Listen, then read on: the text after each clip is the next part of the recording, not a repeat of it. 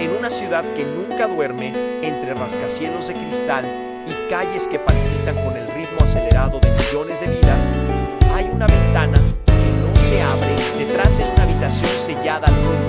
Vive un joven cuyo nombre nadie recuerda. No es un héroe ni un villano. El suyo es un silencio tan profundo que ni siquiera el eco se atreve a repetir. Todo comenzó como una pausa, un respiro momentáneo frente a la avalancha de expectativas. Ser el mejor, tener éxito, enamorarse, crecer. Pero ese respiro se convirtió en un hábito. Y el hábito en una cárcel invisible. Al principio, su cuarto era un refugio, luego su universo. Las paredes, empapeladas con recuerdos digitales, se volvieron más reales que las calles que solía caminar. Su cama era una nube donde flotaba entre mundos virtuales. Su escritorio, un altar tecnológico donde rendía culto a avatares que jamás juzgarían su apariencia, su timidez, su fracaso. El mundo exterior seguía girando, pero su eje ya no lo hizo. Los días se diluían en noches sin diferencia, marcados solo por el brillo azulado de la pantalla. Comía cuando el estómago le exigía, dormía cuando los ojos se negaban a seguir abiertos y hablaba solo cuando un algoritmo le pedía una respuesta. No había soledad, pensaba él, porque en línea siempre había alguien, amigos que nunca vio, comunidades que lo celebraban por su avatar, no por su rostro. Se sentía comprendido, valorado, incluso amado, pero era un amor de código, efímero, condicionado a su presencia constante en el juego, en el foro, en la transmisión. Fuera de eso, no existía, y cada vez importaba menos. Sus padres intentaron, primero con golpes suaves en la puerta, luego con súplicas, con comidas dejadas en su umbral, con cartas que jamás fueron leídas. Con el tiempo, el golpeteo cesó, no por indiferencia, sino por agotamiento. El silencio del cuarto se volvió parte de la casa, como el rugido de las tuberías o el susurro del aire acondicionado. El joven ya no era visto como un niño en crisis, sino como un fantasma que había elegido quedarse.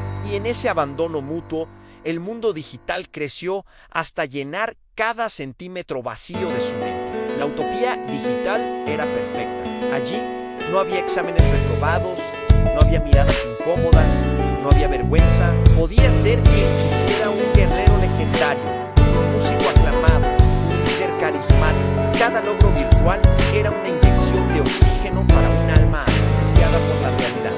Pero, como toda utopía, tenía su precio. Cuanto más se adentraba en esos mundos, más se les dibujaba su cuerpo. Los músculos se atrofiaban, la piel palidecía, la voz se volvía un susurro oxidado. Ya no reconocía su reflejo en la pantalla apagada del monitor.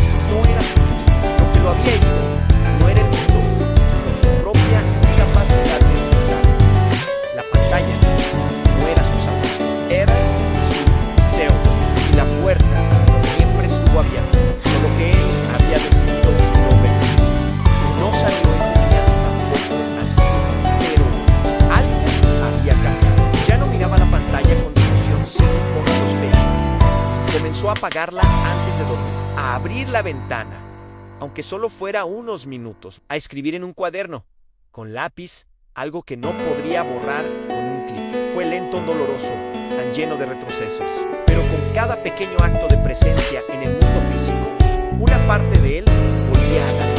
Afuera, millones de jóvenes viven el mismo calvario, encerrados no por llaves, sino por miedo, no por maldad, sino por agotamiento. Elige como él.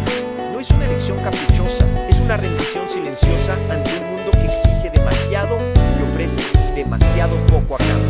Es la expresión de una profunda desconexión, una herida social que a menudo preferimos ignorar. Este fenómeno, identificado por primera vez en Japón, se ha expandido por todo el mundo, encontrando eco en sociedades que glorifican la hiperconectividad digital mientras descuidan la conexión humana real. El término hikikomori se traduce como apartarse o estar recluido y describe a personas que se retiran de la vida social, a menudo durante meses, incluso años, por simple pereza o una fase de rebeldía adolescente. Es una condición psicológica compleja, alimentada por la presión académica, el acoso escolar, las altas expectativas familiares y la dificultad para encontrar un lugar en el mercado laboral. El mundo virtual se convierte en un escape tentador, ofrece control anonimato y una gratificación instantánea que la vida real rara vez proporciona. En el juego, eres el héroe que siempre gana. En el foro, tus opiniones son validadas con desconocidos. Te sientes parte de algo, pero es una pertenencia frágil, construida sobre píxeles y algoritmos. Si sientes que te estás desconectando, que tu habitación se está volviendo más segura que el mundo exterior, es crucial saber que no estás solo.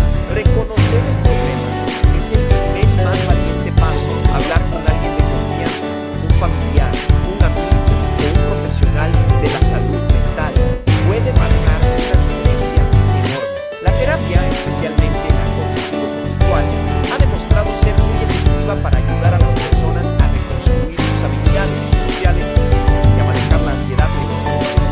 Para las familias y amigos, es importante acercarse con empatía, no con juicio. En lugar de exigir un cambio inmediato, intenten abrir canales de comunicación sin presión. Un simple "estoy aquí para ti" puede ser más poderoso que cualquier sermón. La paciencia y el apoyo constante son fundamentales.